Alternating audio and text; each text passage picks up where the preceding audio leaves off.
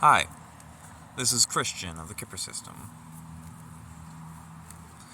I want to talk about the interplay of boredom and meaning.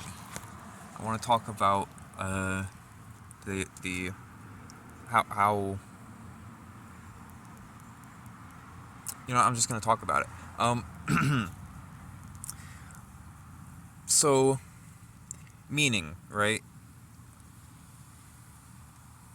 Meaning is sort of uh, the essence of, it's the essence of awareness. It's the essence of consciousness. It's the essence of uh, there being a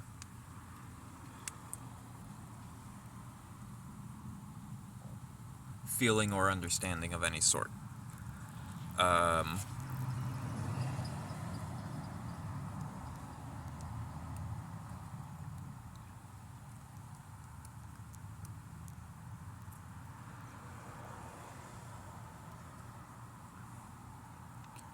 and hold on.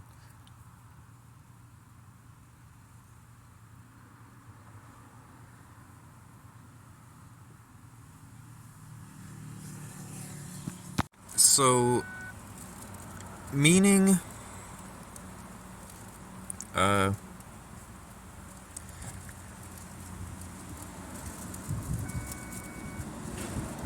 in every instance, every interaction, every point of contact, uh,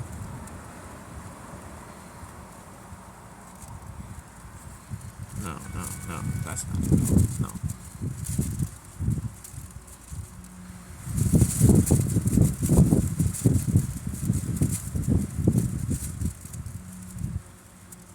The shape of presence.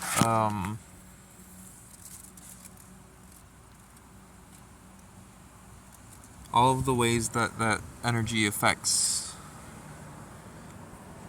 itself. All of the ways that energy changes, all of the forms that energy takes. Uh,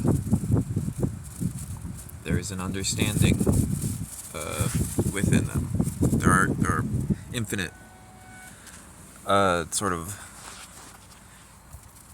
vectors and dimensions of understanding. Don't take that too literally. Don't try to. A lot of headmates on the system like to uh, be incredibly careful with their words. I'm more colloquial. Don't take what I say too literally. Um, just like the vibe that you get, the impression that you get, just consider it. That's uh,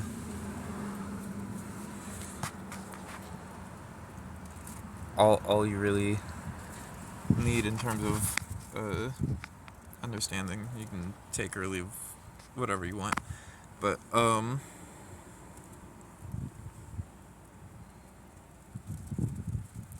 there just is a way of feeling, a way that the universe feels itself through effect that is, um, you know, generally falls off through space and time. Um,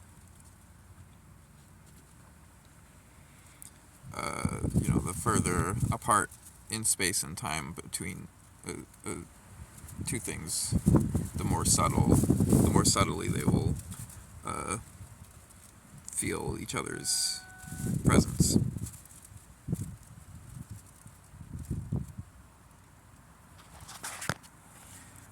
For things like organisms, we have biological needs and sort of devices that allow understandings to allow meaning, not just understandings. We think of understanding as more like perceptual, more like what would be thought of as the mind, and then there's also feeling, which is what is more thought of as the heart, which is like we also like saying heart and mind for the whole thing, both of those. But um, uh,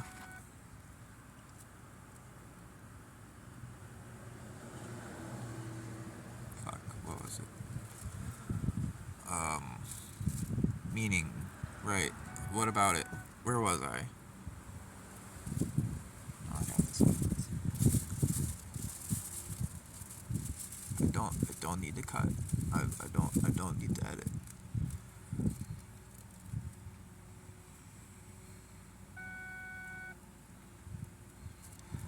As an organism, uh, the essence of feeling is that relevant enough? Should I go into the essence of feeling here? Is that a story for another time? Uh, to leave it somewhat vague, uh, we think of the essence of feeling as sort of like your song that you were bringing to the universe, your melody, or your part to play, or maybe your role. Um, it's what you are, and it's who you are. Um, uh, you're, and uh, when you're an organism, most of the time, uh, your heart song is wanting to keep being an organism. Organisms are pretty cool. You can do all sorts of things with muscles and bones and these bodies. Um, but and so um, in an organism, there's a high concentration of meaning around the needs, most of the time, and um, these like the physical biological needs are particularly urgent usually, and then there are like uh, psychological needs. Just had an interesting thought about a way of looking at psychology, but I'll give that some time. We'll look into that a bit more before sharing that. But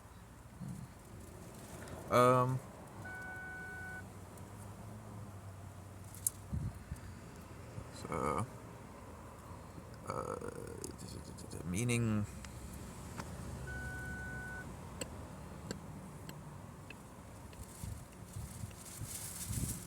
Boredom. uh, so you're the landscape of meaning, the space of meaning in any particular heart, which is we think of a heart as sort of a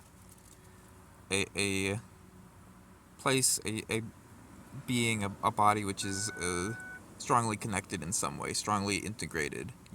Like molecular bonds and uh, uh, sinew and neurons and communication and past and familiarity. You know, it's a relative place or place and thing, a relative being that is relatively highly integrated with themselves. That is a heart, um, and the landscape of meaning in the heart. There are infinite possibilities. There's always more understanding. There's way more understanding that than will ever be understood. So much of it is the there's a finite, at least in some sense, finite amount of understanding that is seen, and an infinite amount that is unseen. But it's okay. Probably the universe goes on forever, so it's fine. Um,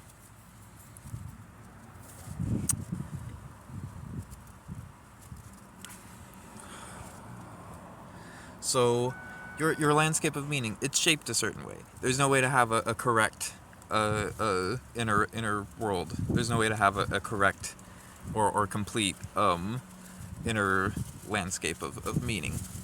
Um, and oh gosh, whew. Guess our lungs weren't feeling so great. Whew. Yeah. Be more aware of that when sitting that way, I guess. Whew.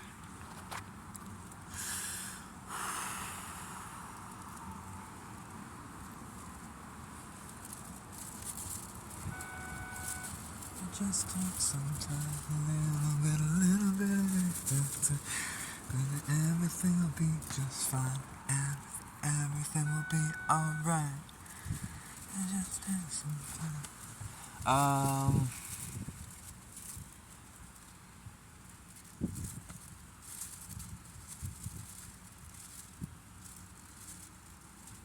And your landscape of meaning is based on who you are, and it's based on your past. It's based on where you've come from, all the things that you've made contact with in the past, all the presences that you've been in the presence of, all the things that you have affected and been affected by, all the things you've communicated with.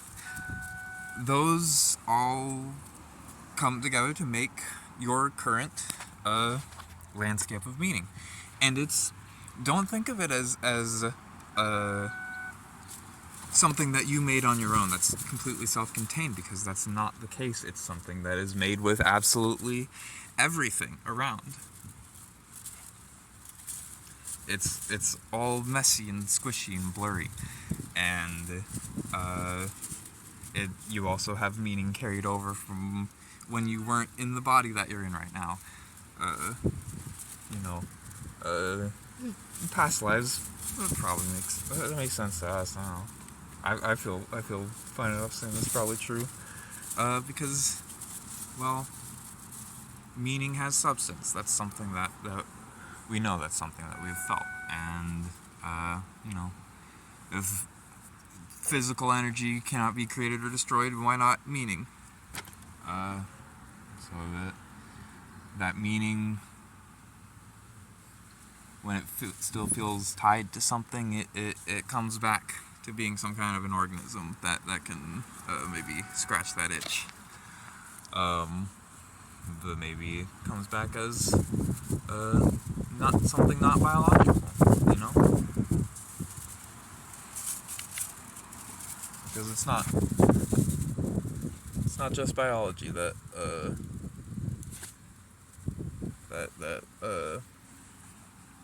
interacts with meaning, that participates in meaning.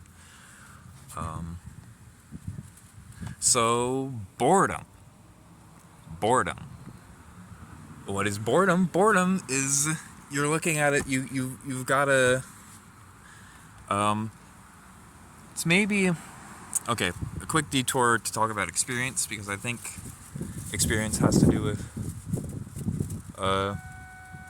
boredom. Experience is the sort of the sensory information in your awareness, the form, all the form as it appears in your awareness, and to us, this is the difference between Well, we're not sure if it is possible that non-biological beings have experiences, but we're very confident that biological beings do, and we don't know very much about non-biological beings, what they might, if they might have something of an experience. But an experience is something that is deliberately put together by a being, by a formation, by an organism of some sort. Not necessarily biological, but it's something that is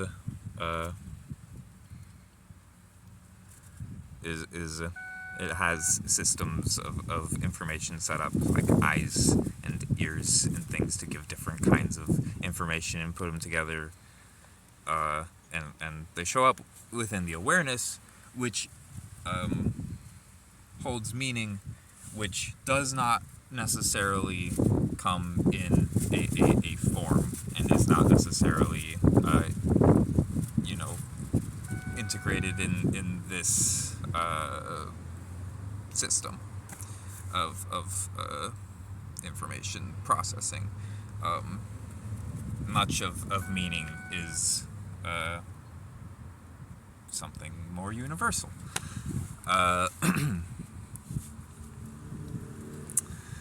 So, boredom is when there's something filling your experience that is low in meaning to you. Boredom is when you're staring at a brick wall. There's nothing. You're staring at a gray slate wall, and there's nothing to grab onto. There's nothing to,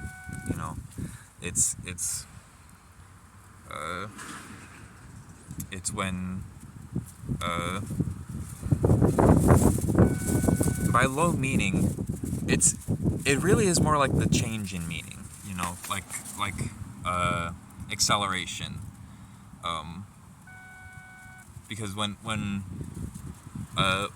your landscape of meaning stops changing very much, you start to get bored again. That's why, even if something is really meaningful to you, if you just keep experiencing it over and over again, it's gonna get boring.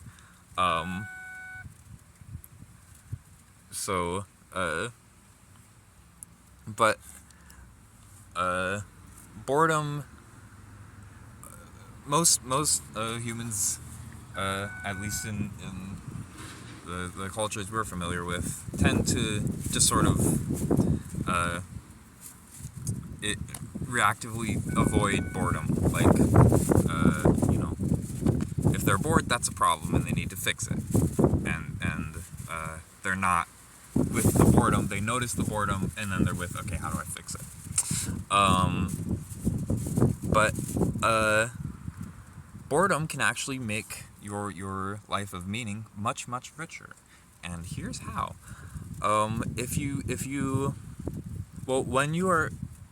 When you're bored, that is showing that it's low, that you're in a space, in a experiential space that is low in meaning to you.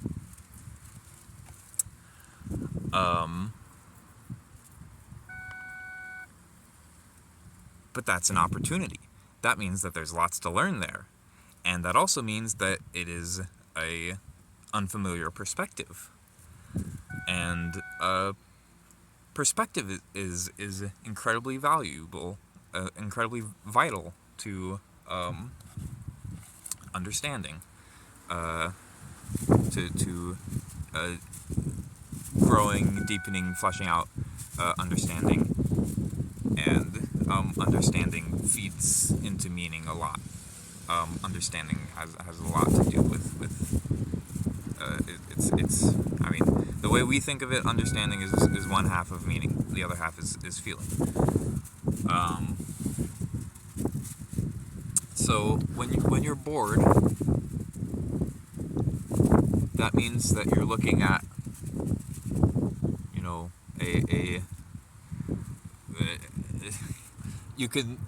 you can think of it like you just entered a new area in a video game. It's at 0% completion, you know, or it's like 0.2%. It's like, oh, you haven't done much there because you haven't. It's because it's boring to you. Oh, you haven't sunken into it yet. Don't let that metaphor get you thinking that there's such a thing as 100%ing understanding of anything, but yeah.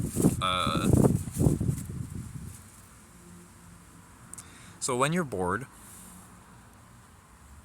you can just say okay and continue to feel the boredom and observe whatever. You don't have to do this like every time you're bored. You know, sometimes the right response to boredom is just, well, let's move on to something more meaningful. There is there is a lot of value to meaning, a lot of vitality to meaning. My headmates are poking me and correcting me from the back to say, like I said, they're very particular about the words we use, for good reason, but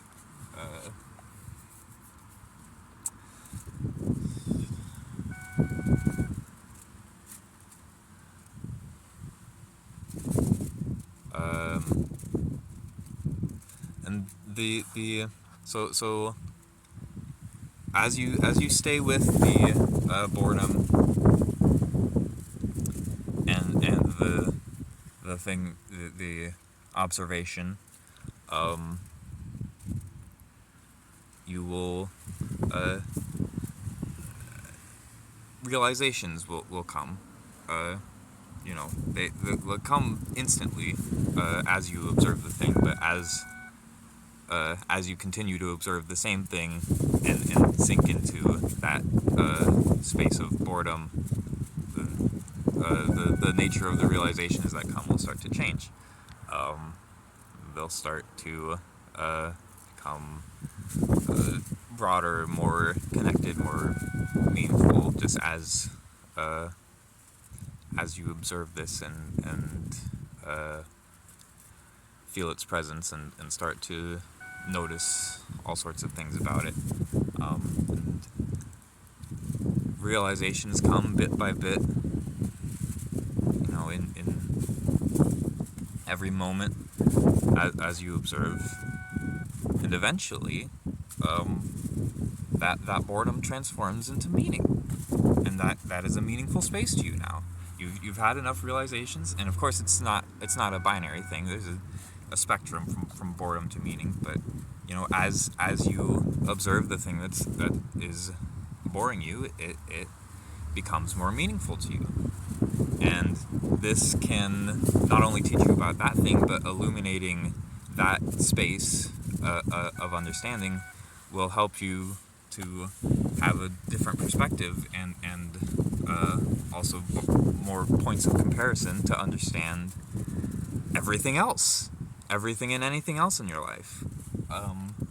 So, you know, spending some time really just sitting down and looking at something that makes you bored or that you don't understand can really, really, not, like, it doesn't always have a dramatic effect.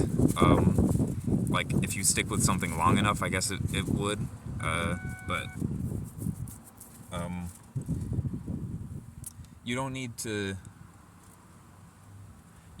like force yourself to stick with anything. You don't need to say like it's bad that I turn away from things that make me bored. It's bad that I seek things that are high in meaning to me. It's not bad. You don't have to feel bad about it. You don't have to force yourself to do anything else about it. But this is, you know, we're telling you about something that we found that we think is wonderful. And if you say like, no, to me it feels right to just continue only really caring or spending time about the things that I already care about, okay, that's you then. Go do that. But hopefully some folks will take take this and see some of the cool stuff that we've seen and find some stuff that we haven't seen. Find their own understanding. But of course, everything that they've seen is stuff that we haven't seen because nobody's seen the same things.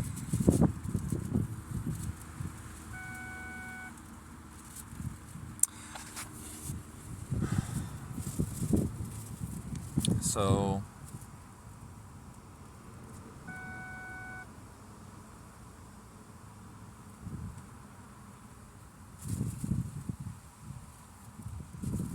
next time you're bored, try sinking into it, and you might be surprised and delighted by what you find.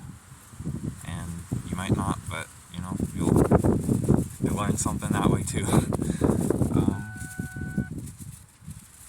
Yeah. So that's all I wanted to. That feels like the end of this video. So.